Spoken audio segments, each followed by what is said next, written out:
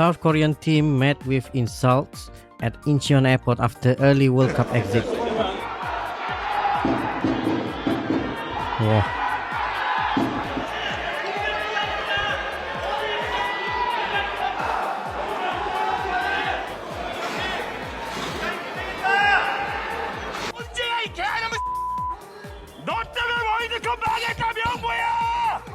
Wih. 너 때문에 한국 축구 30년을 뒤쳐졌어! 명보야! 연봉 뱉어라! 연봉 뱉어 이 개상놈의 홍명보! 명보야! 홍명보야!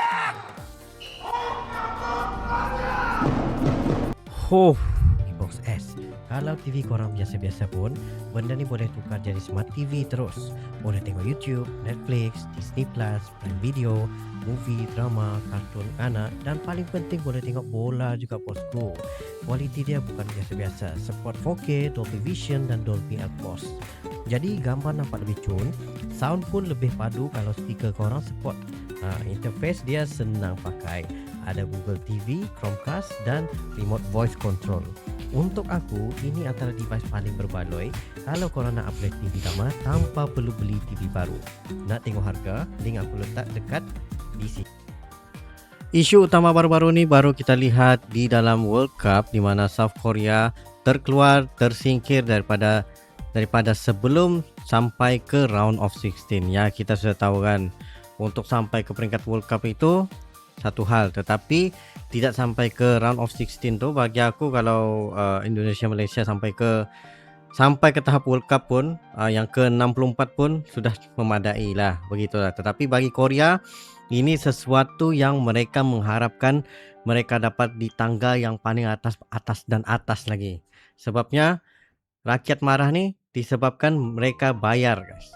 Lepas tu lagi tentang masalah dengan coach dia. Jadinya kita lihat di sini kan, yang baru-baru ni viral, banyak lah yang cerita juga tentang di sini. Being a football manager who is so hated in his country that the national broadcaster had to blur his face during his final press conference as head coach. Well, this is the story of South Korean head coach Hong Myung-bo's blur of shame. And before we get into this story, consider following for more. So to kick off this story, let's go back to South Korea's first game of the World Cup under Hong Myung-bo. They would take on the Czech Republic, and they would look brilliant in this game, winning it by 2-1, and things were looking fantastic for the South Korean manager. But now we start to see a little decline, as they would take on Mexico in their second game and lose it. But this wasn't seen as like a crisis because Mexico did go on to win the group. They're a good side. However, the final group game, it would be a crisis because they would take on South Africa, who were jokers after their first game at this World Cup. One of their players went from being called Sitole to Shithole, and Hong Myung-bo's side would end up losing this game to South Africa 1-0 and crashing out of the World Cup in the group stages. And this led to a media breakdown. First of all, you had convenience stores all over the country putting up these signs which said that Hong Myung-bo was banned from the stores. You had the president of South Korea, Lee Jae-myung, who would publicly call him out, calling the manager incompetent and saying it was a baffling World Cup campaign. And the worst thing of them all was that KBS, the national broadcaster of South Korea, had to blur out his face in his last press conference. And KBS will only do this when a person on the telly provokes a negative reaction to its viewers. That's how much this man was hated in his country after his World Cup campaign. And in conclusion to this video, Hong Myung-bo would immediately retire because he just couldn't face it. And I think we can all agree this was definitely the right decision. Wah, masalah dia, Hong Myung-bo memang sudah berada dalam tekanan sebelum World Cup bermula lagi. Dia dilantik semula pada Julai 2024, tapi proses pemilihannya dipersoalkan kerana didakwa tidak telus dan tidak mengikuti prosedur yang sepatutnya. Jadinya audit Kementerian Sukan Korea kemudian menemui pelanggaran dalam proses pelantikan Hong serta bekas coach Jurgen Klinsmann. Hong menafikan dia menerima layanan istimewa, tapi rasa tidak percaya itu tidak pernah hilang. Kemudian dalam perlawanan paling penting menentang South Africa Selatan baru ini, Hong meletakkan Son Heung-min di bangku simpanan pada awal permainan. Alasannya dia mau menggunakan Son apabila pemain lawan sudah penat. Masalahnya rancangan itu gagal dan Korea kalah. Jadi apabila pasukan tersingkir, kemarahan penyokong terus kembali kepada persoalan lama. Kenapa individu yang pelantikannya sudah kontroversi masih diberi tanggungjawab sebesar World Cup, guys? Nah, itu yang membuatkan ramai orang tidak puas hati. Macam mana pula benda ni boleh berlaku, guys?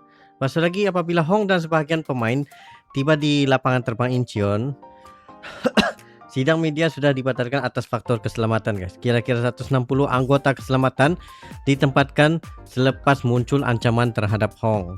Jadinya penyokong menjerit supaya dia keluar, memulangkan wang kontrak dan meninggalkan bola sepak Korea.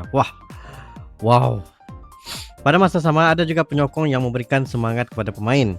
Jadi sasaran utama kemarahan ialah coach dan pengurusan Korea Football Association, bukannya kepada pemain. Itu yang the real reason lah. Tentang cerita Hon Kenampian pula, itu bukan pelanggaran rasmi daripada kerajaan atau seluruh Korea lah.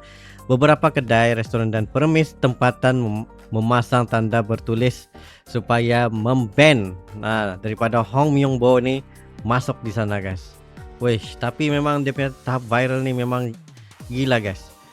Sebab kita tahu kan, macam yalah kita pernah kena oleh orang-orang Korea ni macam mana dia punya tahap anti dan sebagainya tu. Dan kalau dorang kata mereka tidak suka tu, memang tahap-tahap yang gila-gila lah.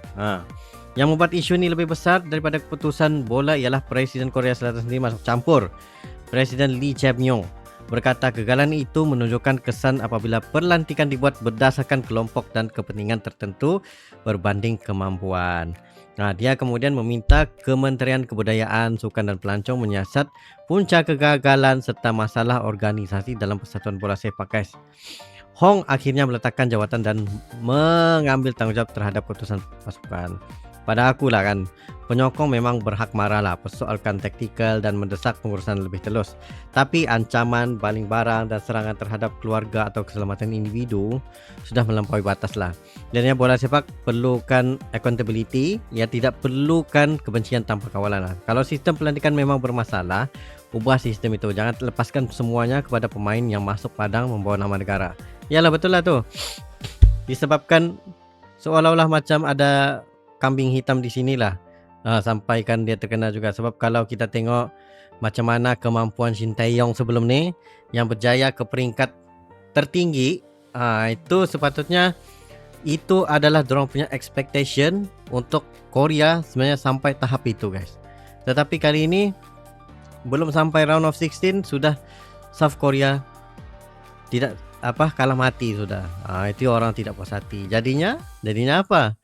Kamu sendiri yang buang dulu Shin Tae-yong kan. Kamu buang Shin Tae-yong. Lepas tu Shin Tae-yong sudah masuk pergi Federation Indonesia.